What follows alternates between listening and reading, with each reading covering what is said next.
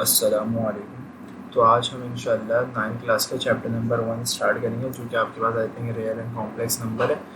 तो इस चैप्टर को स्टार्ट करने से पहले कुछ बेसिक चीज़ों का कॉन्सेप्ट आपको दिया हुआ है, और वो बेसिक चीज़ें कौन कौन सी हैं। जैसे एक एग्जांपल के तौर पर मैं बताऊँ कि रैशनल नंबर क्या होते हैं, इर्रेशनल नंबर क्या होते हैं,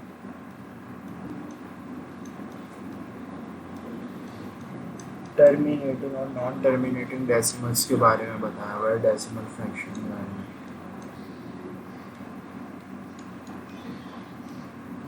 फिर आपको एक अदद नंबर लाइन का कॉन्सेप्ट दिया हुआ है।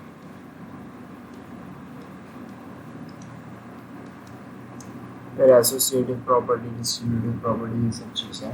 तो फिलहाल आज हम लोग ये सारी चीज़ें करने की कोशिश करेंगे, और हाँ कुछ इसमें चलो वो आगे बताता हूँ, रेडियन इंडेक्स वगैरह की चीज़ें भी बताएंगे। फिर आपके पास असल चीज़ शुरू होती है, जो कि रियल कॉम्प्लेक्स आइटा वगैरह की फॉर्म्स आ जाती हैं। फिलहाल ये बेसिक कॉन्सेप्ट हैं, आज इन्हें समझते हैं। देखो भाई, ये रैशनल नंबर अगर मैं आसान ज़बान में समझाने की कोशिश करूँ ना, कि आप अपनी बुक के तमाम नंबर्स आइडेंटिफाई कर सको जो आपके एक्सरसाइज में गिवन है, कि कौन से रैशनल नंबर है और कौन से इर्रेशनल नंबर है। तो उसका एक आसान सा और सिंपल सा मेथड है, ज़्यादा लंबी चौड़ी ना करो और इसे आसान तरीके से याद कर लो।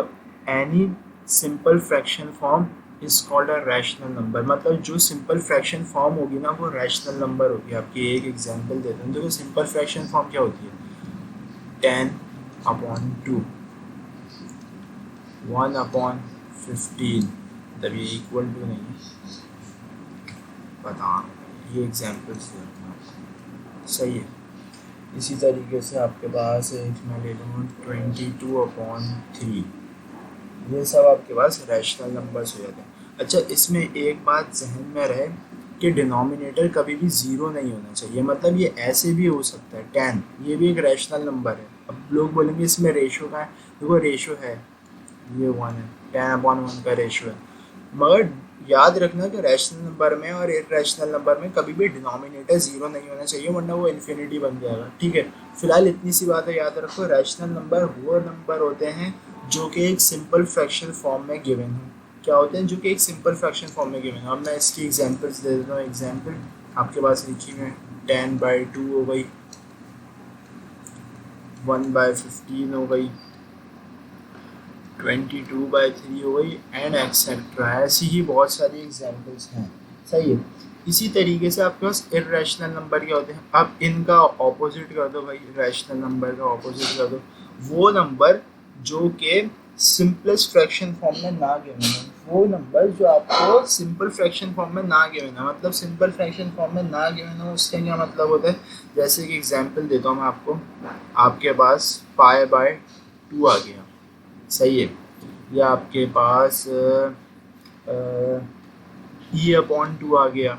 ऐसी चीज़ें आ गई। आपके पास 1/√3 आ गया। ये सब आपके पास इर्रेशनल की टाइप्स हो जाएंगी, क्योंकि ये सिंपल फ्रैक्शन फॉर्म में गिवन नहीं है, सही है। इसकी एग्जांपल यहाँ पे लिखने की जगह नहीं थी, तो मैंने इधर ही बता दी। देखो, रैशनल नंबर दोबारा बता देता हूँ। ऐसे नंबर आसान तरीके से याद हो जाएगा जो कि सिंपल फ्रैक्शन फॉर्म में गिवन हो। मतलब इंटीजर्स फॉर्म में, मतलब simple fraction form whole numbers भी हो सकते हैं इसमें। जैसे कि सिर्फ 10 लिखा है, वो भी आपके पास हो सकता है।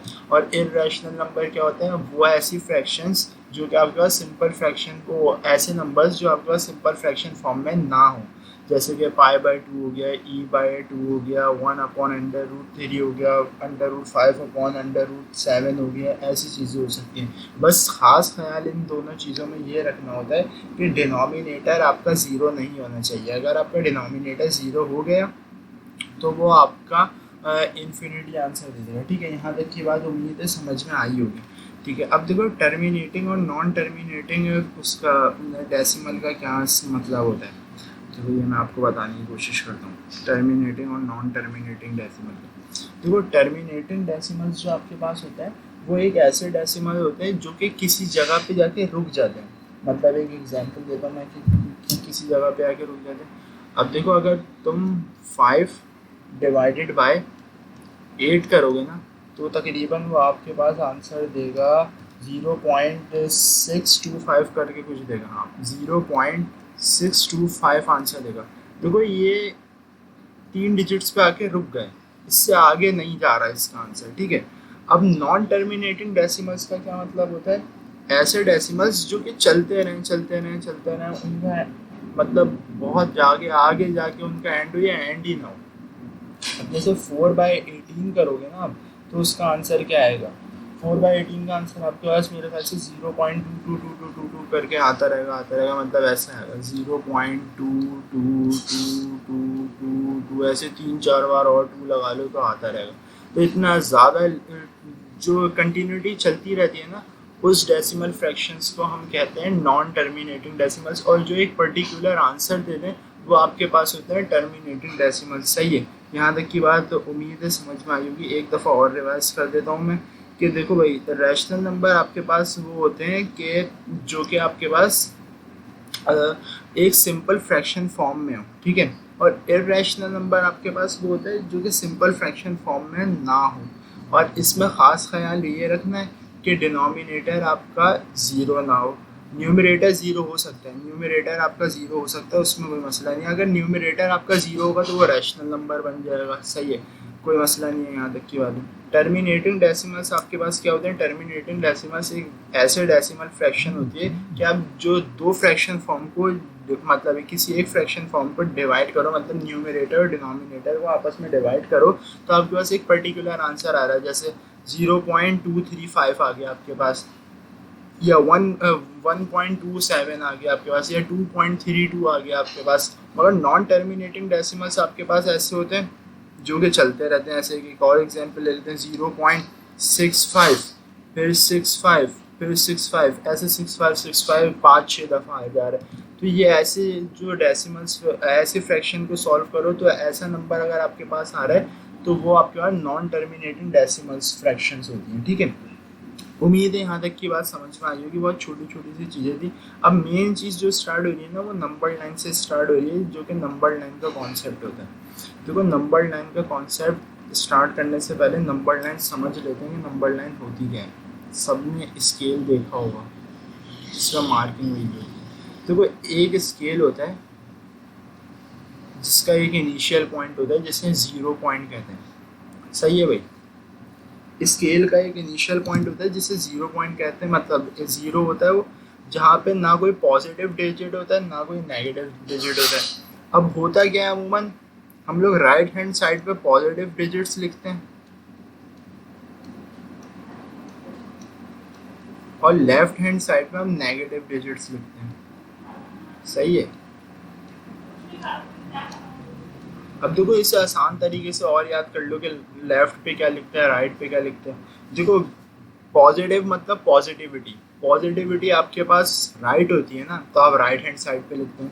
नेगेटिव मतलब नेगेटिविटी, नेगेटिविटी आप लेफ्ट पे लिखते हैं, मतलब बुरी, मतलब लेफ्ट हैंड गलत साइड पे जा रही होती है, मतलब राइट से ऑपोजिट साइड पे जा रही होती है। मतलब ये देखो, यहाँ पे पॉजिटिविटी है ना, तो ये आपकी राइट होती है, राइट, और ये नेगेटिविटी है तो ये पॉजिटिविटी से ऑपोजिट होती है, लेफ्ट होती है, ठीक है। यहाँ तक की बात उम्मीद है समझ में आएगी। बहुत मामूली सी चीज़ें, सिर्फ समझाने के लिए मैंने ऐसे बताया कि बंदे को याद रहे कि पॉजिटिव नंबर कहाँ होते हैं और नेगेटिव नंबर कहाँ होते हैं, ठीक है। अब देखो, ये इनिशियल पॉइंट है आपके पास, यहाँ से पॉजिटिव नंबर शुरू होगा 1 2 3 4 5 6 7 8। अब यहाँ पे आओगे तो -1 -2 -3 -4 -5 -6 -7 और -8, सही है। यहाँ तक की बात उम्मीद है समझ में आई होगी। देखो, ये आपके पास नंबर लाइन होती है, ये आपके पास एक अदर नंबर लाइन होती है, ठीक है। अब इसके क्वेश्चंस आपकी बुक में किस तरीके से दिए हैं, वो आपसे पूछता है भाई, एक फ्रैक्शन फॉर्म आपको दे देता है। जैसे एक फ्रैक्शन फॉर्म मैं आपको गिवन कर रहा हूँ, क्वेश्चन नंबर 3 का पार्ट नंबर 1। अच्छा, ये एक्सरसाइज 1.1 चलिए। 8/10 आपको दे रहा है। अब 8/10 आपको देने के बाद बोल रहा है कि मुझे ये नंबर लाइन प्लॉट करके दिखा दो, मतलब नंबर लाइन पे मार्किंग इसकी करके दिखा दो। तो सबसे पहले तो आप इसे सॉल्व करोगे, जैसे डिवाइड करते हैं वैसे डिवाइड करोगे और इसका आंसर आ जाएगा 0.8 कुछ, सही है, यहाँ तक की बात तो उम्मीद है समझ में आई होगी। हमने 8 डिवाइडेड बाई 10 किया तो आपके पास 0.8 आंसर आ गया। अब आपने नंबर लाइन ड्रॉ करी। नंबर लाइन कैसे ड्रॉ होगी भाई, एक लाइन खींची आपने, बीच में पॉजिटिव 0 का साइन डाल मतलब मार्क किया कि यहाँ ये इनिशियल पॉइंट है, यहाँ से नेगेटिविटी भी स्टार्ट होगी और पॉजिटिविटी, मतलब यहाँ से नेगेटिव नंबर भी स्टार्ट होंगे और यहाँ से पॉजिटिव नंबर भी स्टार्ट होंगे। ठीक है, उम्मीद है यहाँ तक की बात समझ में आई होगी। अब देखो भाई आपने 0 पॉइंट किसको मार्क करना है, 8 को मार्क करना है ना, तो आप चलो अब यहाँ से आगे, तो आप 0 से आगे आओगे तो 0.1 आएगा, 0.2 आएगा, 0.3 आएगा, 0.4 आएगा, 0.5 आएगा, 0.6, 0.7 और 0.8। देखो ये 0.1 हो गया, ये 0.2 हो गया, 0.3 हो गया, ये 0.4 हो गया, ये 5 हो गया, 0.6 हो गया, ये 0.7 हो गया, पॉइंट नहीं लगा, 0.7 और ये 0.8। इसी तरीके से अगर आप नेगेटिव में पुट करना चाहो वैल्यूज़ तो वो भी हो जाएंगे।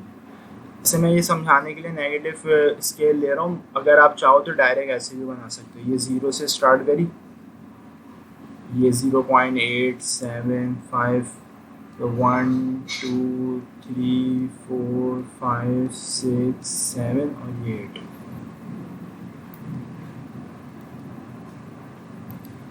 सही है भाई, देखो ये 0.1 हो गया, ये 0.2, 0.3, 0.4, 0.5, 0.6, 0.7 और 0.8।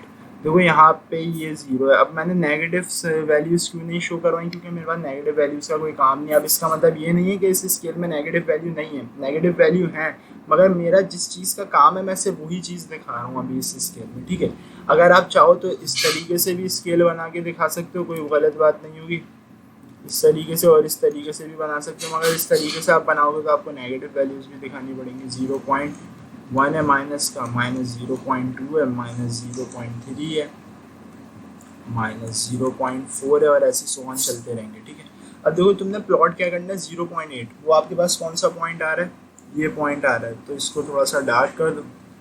इसे मैं अगर दिखाऊँ, देखो भाई इसको थोड़ा सा डार्क कर दो, ये पॉइंट है ना आपका, और एक ऐसे सर्कल बना दो कि ये आपके पास एक पॉइंट आ रहा है 0.8 का। ठीक है, यहाँ तक की बात उम्मीद है समझ में आई होगी, कोई मसला नहीं हुआ होगा। चलो भाई अब आगे की तरफ चलते हैं, इसी का एक और क्वेश्चन देखते हैं। देखो एक और क्वेश्चन आपके पास है, अब देखो इसे कैसे सॉल्व करते हैं।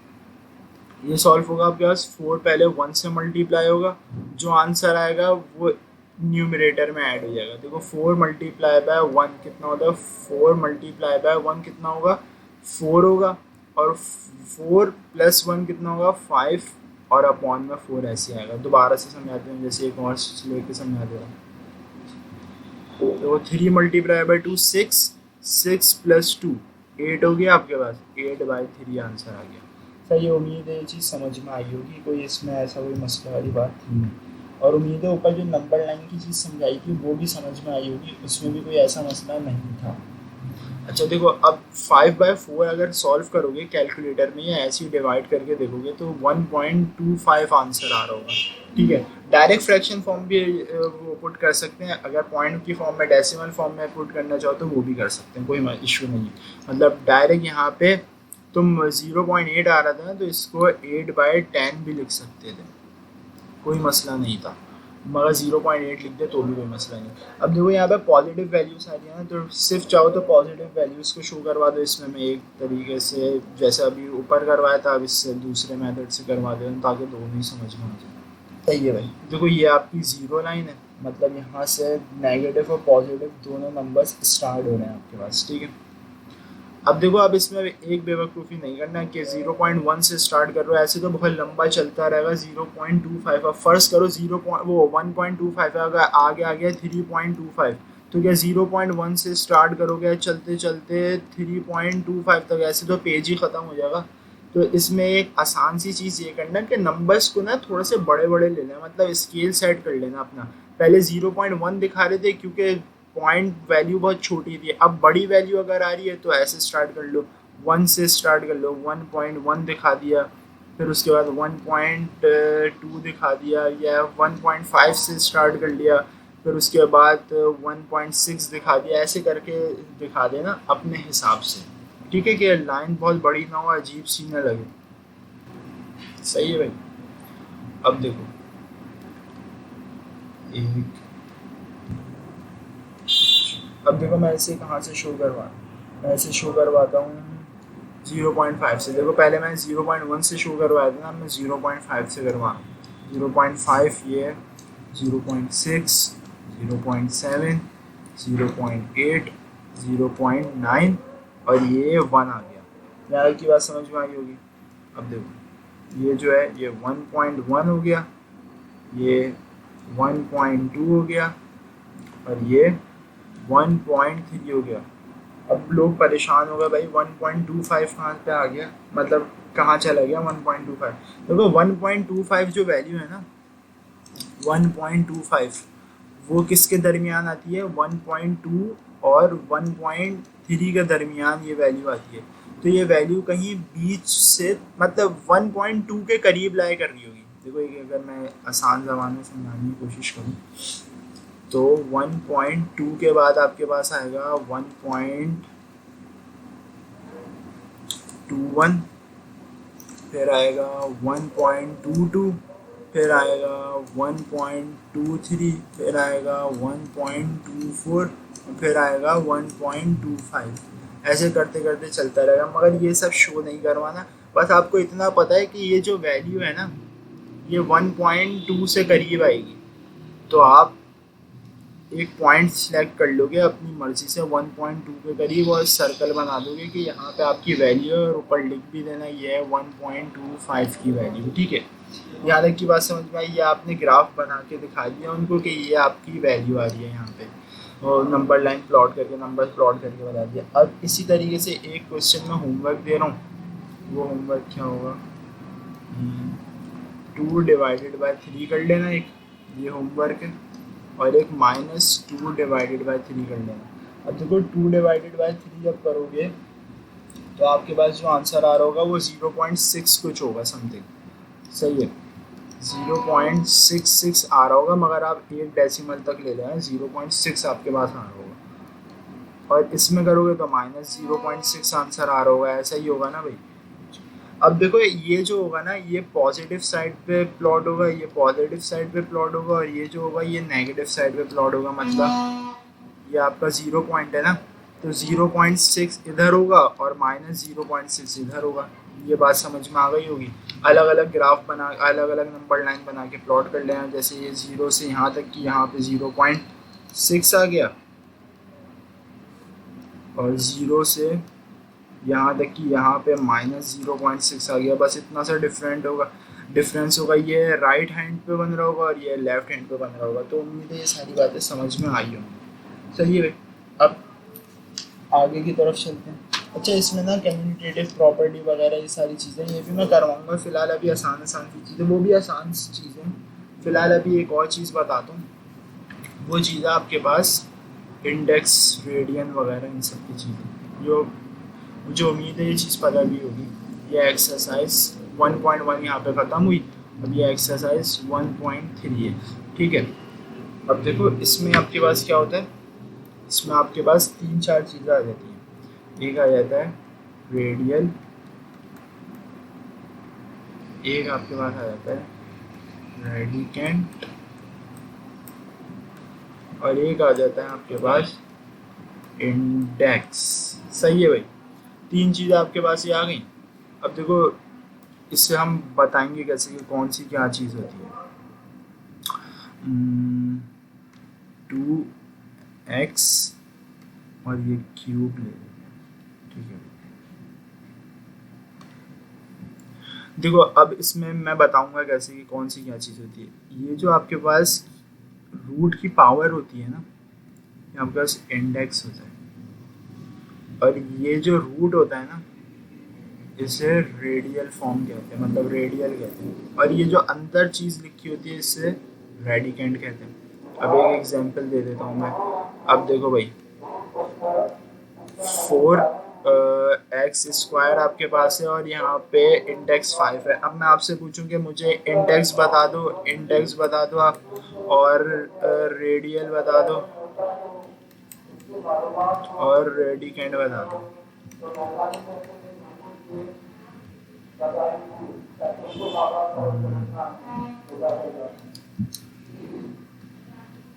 ठीक है भाई, अब आप रेडिकेंट क्या बताओगे? बोलोगे 4x रेडिकेंट है, ये आपके पास इंडेक्स हो गया और ये आपके पास रेडियल हो गया। अब इसी तरीके से एक क्वेश्चन देख लेते हैं इस एक्सरसाइज का। उम्मीद है ये सारी बातें समझ में आ गई होंगी। अच्छा जी, देखो एक क्वेश्चन आपके पास है, क्वेश्चन नंबर 2। क्या बोल रहा है वो आपसे?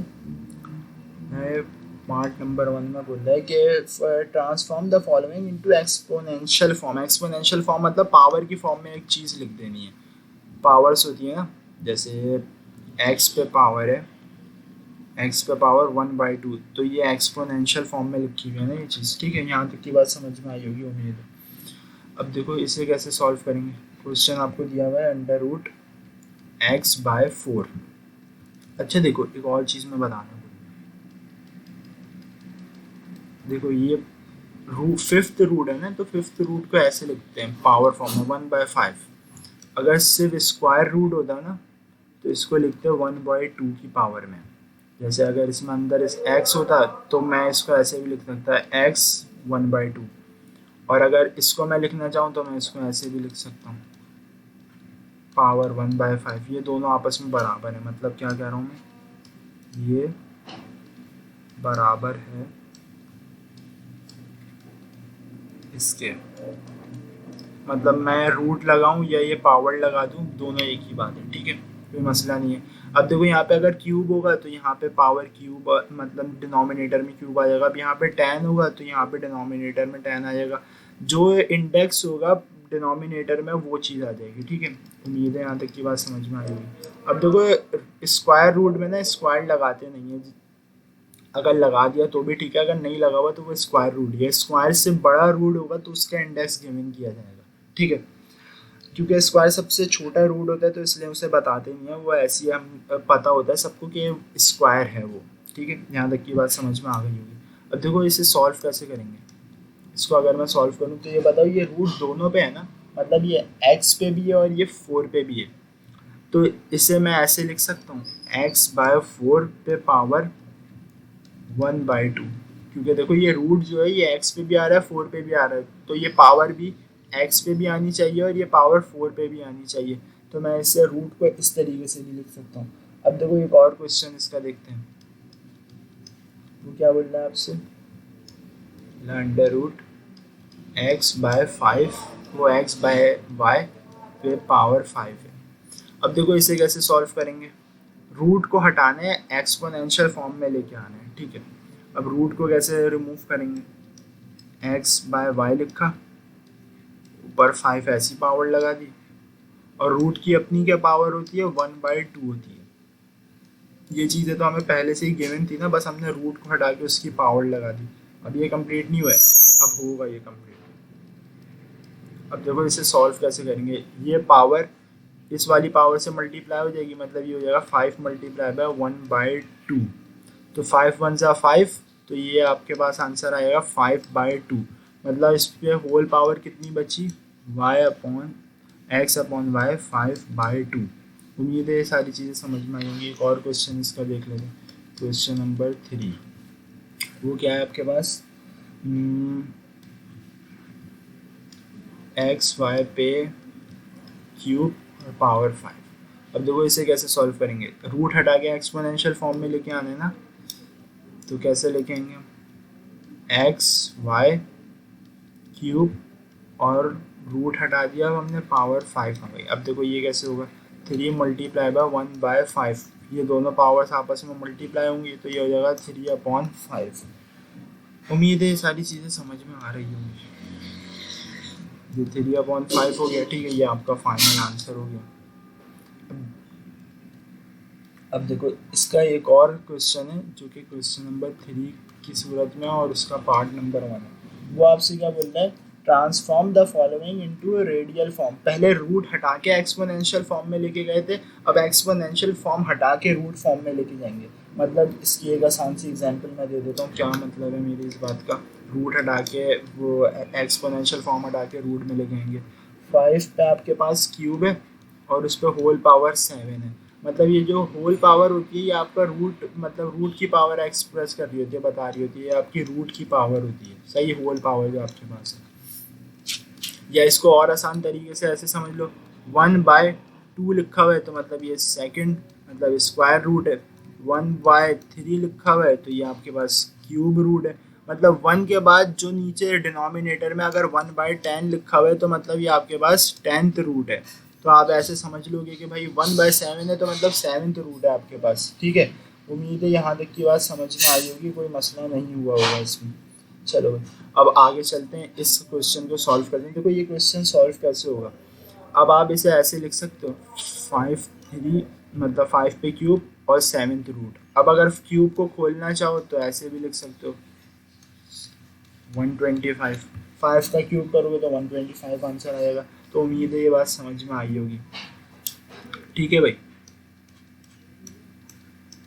ये आपके पास 7th रूट के बराबर होगा। ठीक है, अब इसके 1-2 क्वेश्चंस और देख लेते हैं, बाकी के जितने रिमेनिंग होंगे वो आप लोग होमवर्क में कर लीजिएगा, क्योंकि आसान सी एक्सरसाइज है, बच्चों वाला चैप्टर है। इसकी क्या पावर है, 1/3। इसे कैसे सॉल्व करोगे भाई, 1/3 का मतलब क्यूब रूट है आपके पास, तो ये a b पे पावर जो होगी वो आपके पास -2 ऐसी रहेगी और ऊपर आपके पास सिर्फ क्यूब लग जाएगा। अच्छा ये सिर्फ b पे पावर है, ठीक है, तो इस होल स्क्वायर मतलब ब्रैकेट नहीं आएगा, वरना ये दोनों पे पावर हो जाएगी। ठीक है, ऐसा हो जाएगा आपके पास। उम्मीद है समझ में आ रही होगी ये सारी बातें। अब देखो एक और क्वेश्चन आसान सा है आपके पास, वो कौन सा है, क्वेश्चन नंबर 3। क्या बोल रहा है ये आपसे, बोला है कि आपके पास क्वेश्चन है 3/5 पे पावर क्यूब है और 5/7 है। अब सब परेशान हो गए कि भाई अब क्या होगा, अब तो 1/7 होता है 7th रूट, मगर ये तो 5/7 आ रहा है, तो अब क्या करें भाई। देखो अब कुछ भी नहीं करना है, सिर्फ आसान सी एक चीज़ मैं बता रहा हूँ क्या करना होता है। आपको न्यूमरेटर को 1 बनाना है ना रूट लगाने के लिए, तो क्या करोगे आप, देखो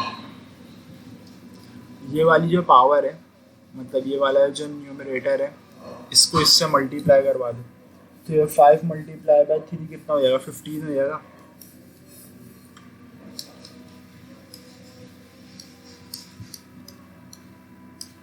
ये 15 हो गया। अब ऊपर से 5 तो जा चुका है ना, अंदर मल्टीप्लाई हो चुका है, तो ऊपर बचा 1/7। तो ये क्या आंसर आ जाएगा आपके पास, ये हो जाएगा 3/5 और √7 आ जाएगा पावर 15। अच्छा इसका एक और तरीका आसान सा क्वेश्चन मैं और बता देता हूँ ताकि ये बात आसानी से समझ में आ जाए। क्वेश्चन नंबर 4, ये मेरा अपनी तरफ से क्वेश्चन है सिर्फ प्रैक्टिस के लिए कि बात समझ में आ जाए। अब देखो x/2 लिखा हुआ है और पावर 10 है और उस पर पावर लिखी हुई है 2/3। अब इससे आप, ये आपको बोल रहा है कि रेडियल फॉर्म में लिख दो इसको। रेडियल फॉर्म मतलब रूट फॉर्म में लिख दो इसको। रूट फॉर्म में कैसे लिखोगे भाई, अब देखो न्यूमरेटर 1 चाहिए जब ही तो ये क्यूब रूट बनेगा ना, मतलब 1/3 जो होता है वो आपके पास क्यूब रूट के बराबर होता है, तो रेडियल फॉर्म में रूट आएगा।